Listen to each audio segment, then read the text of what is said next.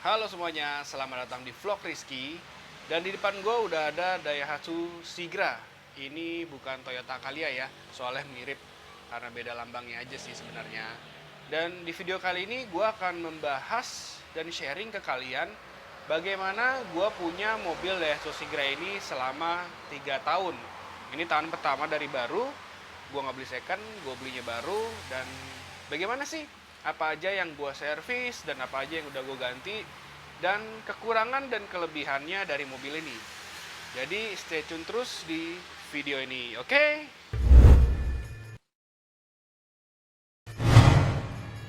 Oke, jadi kita di sini membahas kelebihannya mungkin sekaligus kekurangannya ya dari mobil ini. Jadi mobil ini gue beli di tahun 2017, jadi sekitar sudah 3 tahun, pas banget di bulan Juli ini pembeliannya. Dan mobil ini tuh so far di pasaran laku banget. Karena mungkin memang mobil ini dalam segi harga juga terjangkau dan namanya sudah Astra ya, Astra Daihatsu, dan juga ada juga Toyota Calya Astra Toyota. Ya namanya Daihatsu atau Toyota pasti laku-laku aja sih kalau di Indonesia ya. Oke, yang pertama kita akan bahas ininya dulu, mesinnya.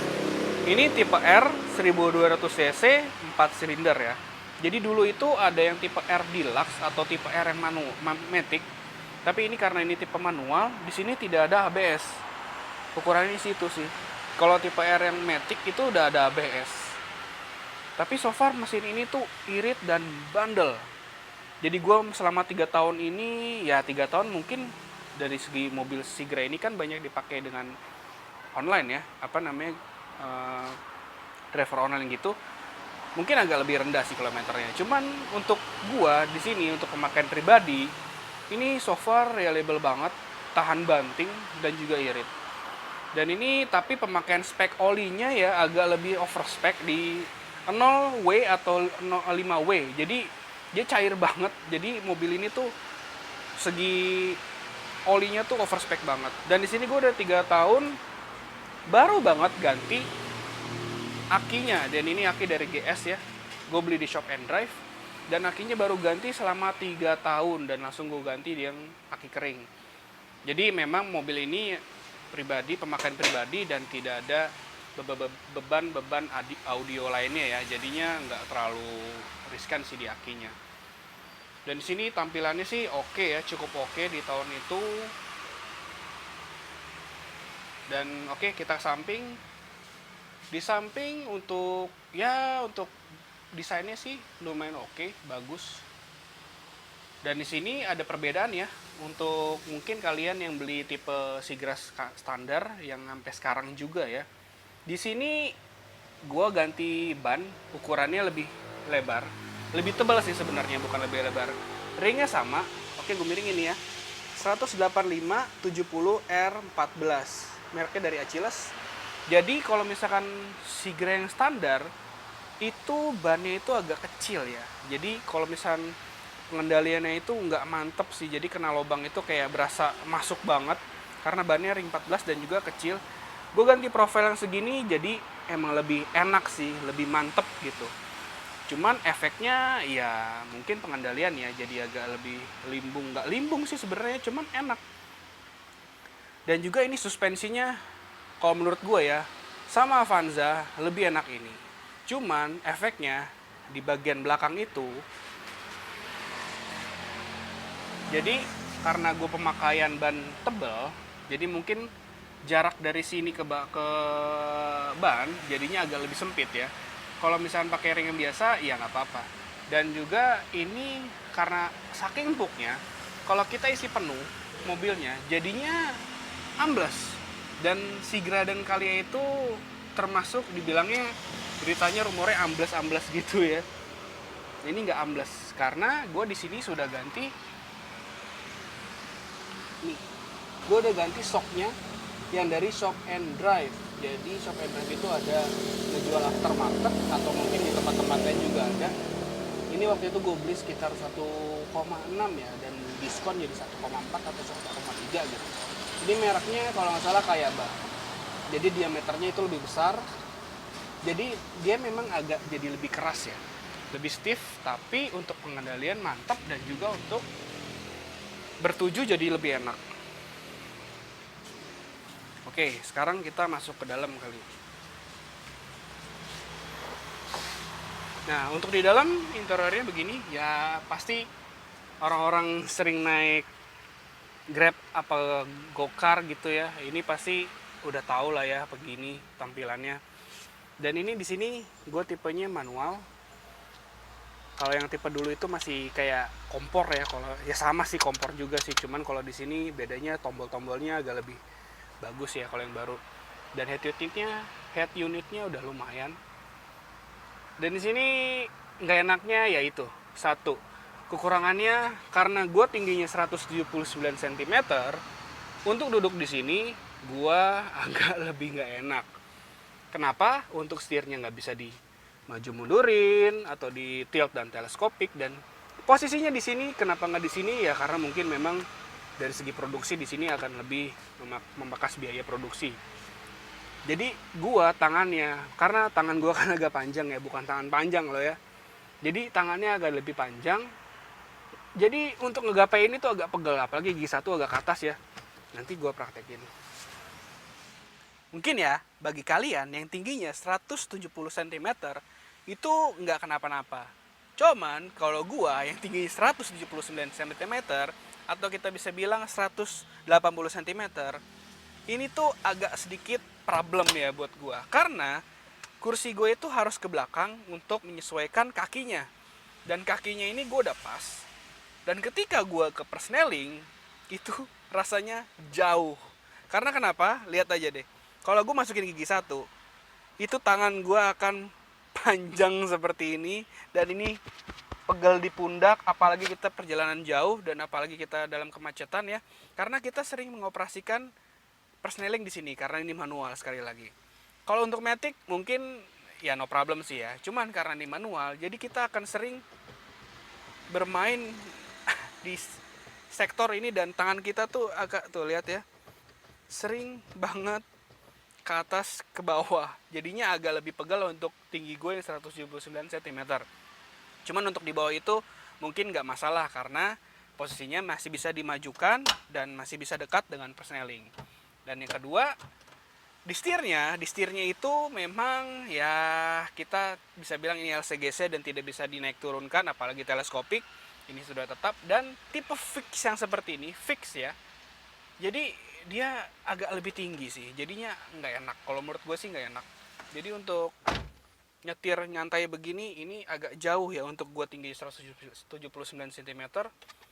Ya, begitulah keadaan mobil LCGC. Tapi so far enak.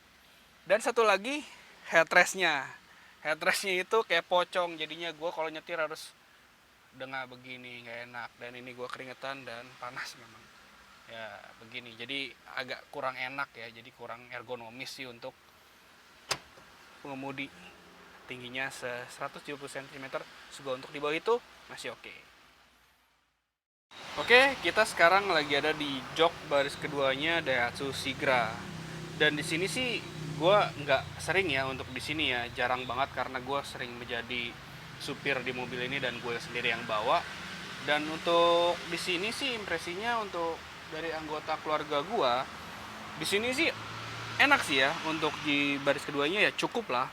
Cuman memang di sini tuh joknya agak sedikit tipis ya, segini doang nih, gini. Dan juga rata ya ininya. Cuman bagusnya di sini tuh udah ada headrest. Nah di sini headrestnya memang kalau di Sigra itu nggak ada 3, jadinya agak yang di belakang, yang di tengah ini agak ngejengkang gitu kepalanya ya. Dan di sini juga ada, dan bisa dinaik turunin. Dan di sini cukup luas. Untuk Sigra itu enak, luas juga. Cuman kalau untuk di belakang gue yang gue tingginya 179 cm atau di 180 ya ini agak sempit ya. Cuman untuk di belakangnya cuma 160 cm ya, biasanya kan rata-rata orang dewasa di Indonesia kan 170 ya, jadinya nggak terlalu inilah bermasalah. Dan di sini juga udah ada ini, enaknya nih, mantep nih, ada colokan charger. Tapi di sini yang gue heran kenapa dipasangin ini ya, kipas. Aduh. Dan ini ngaruhnya ini di kipas ini gimana ya, suaranya tuh berisik. berisik blower dari penghisap ini kan karena masuknya dari sana ya, banyak lah yang udah tahu dari Sigra ya, karena banyak yang jadi taksi online juga. Jadi dari situ ke sini, dan di sini berisik, cuman kalau di belakang nggak terlalu berisik.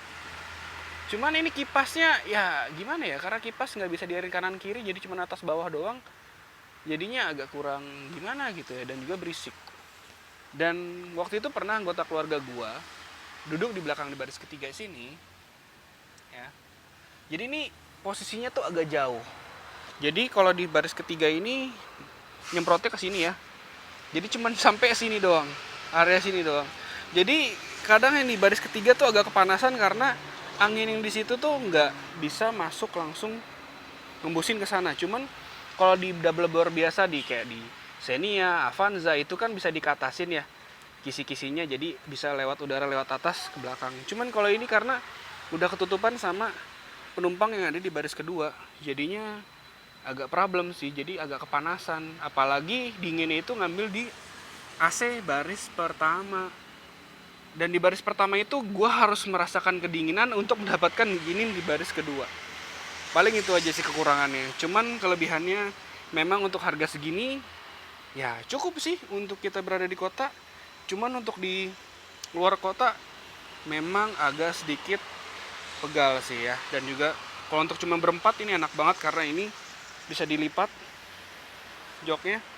Dan di sini udah di belakang juga udah dapat seat belt ya. Itu bawah dan juga yang di sini nih. Jadi kalau cuma di sini doang. Jadi nggak bisa yang dari atas sana gitu ya ke bawah. Dan ini bisa dimaju mundurin. Ada tuasnya di belakang. Jadi bisa maju mundurin, dan ini emang lagi keadaan mundur banget ya. Jadi emang agak luas tuh. Ya untuk kakinya. Ini jengkal gua segini. Jadi agak luas lah. Ini juga baris ketiganya bisa pakai ini one touch tumble.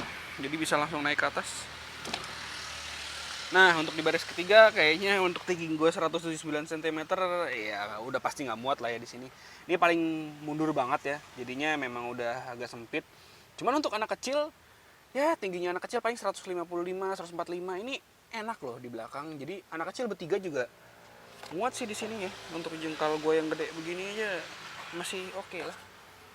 Dan juga dapat headrest. Jarang-jarang di LCGC atau di mobil-mobil yang udah sekarang aja kadang headrestnya juga yang dulu ya, mobil-mobil dulu udah nggak ada, ini ada. Dan di sini ada cup holder, enaknya juga ada tempat penyimpanan. Di sini kanan kiri juga ada. Tapi di sini belum ada ini ya, belum ada colokan charger. Jadi colokan charger itu yang port charger cuma dari sini doang, sama dari depan di bawah situ. Enaknya itu sih paling belakang, dan itulah paling enaknya. Dan ini bagasinya juga oke ya, lumayan.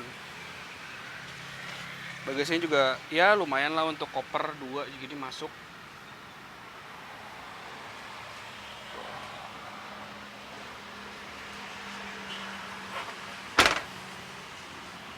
Oke, paling itu aja sih kesimpulan dari gue sih. Memang mobil ini ya oke lah untuk keluarga kecil. Mobil ini tuh masih cukup oke banget, apalagi mobil ini harganya terjangkau lah ya. Ya udah kayak gitu aja. Oh iya, satu lagi, mungkin mobil ini kekurangan lagi ya menurut gue ya, karena ini LCGC juga dan biaya produksinya juga nggak banyak. Jadi dia itu peredamnya mungkin cuma ada di mesin, karena mesin biar nggak bising, dan mesin juga sebenarnya halus sih, nggak pakai peredam juga kayaknya udah oke. Tapi di sini nih, mungkin kalau kalian bilang ini bajanya platnya tipis, ini tipis ya, mobil pada umumnya udah segini-segini semua sih ya kayaknya ya. Tapi memang beda level aja sih, mobilnya yang lebih mahal mungkin agak lebih tebal. Karena ini juga bunyi begini ya nggak ada peredam. Peredam bawah, peredam pintu, peredam samping, atas, plafon, tapi ini udah ada ini. Jadi peredam aspalnya juga, peredam ban nggak ada. Jadinya efeknya mobil ini kalau di jalan tol itu bising. Kerasa bising banget, apalagi kalau lagi hujan deras. Ini, waduh, bunyinya emang wow sih. Cuman kenapa suka mobil ini ya? Karena itu irit, murah, bandel. Cuma memang kalau misalnya lagi servis, waktu itu gue cuma servis 3 kali ya kalau nggak salah. Jadi cuma habisnya sekitar 1,5an. Waktu itu gue servis yang 40.000, ini karena kilometernya udah 40.000 ya. Oke, kita lihat lagi deh.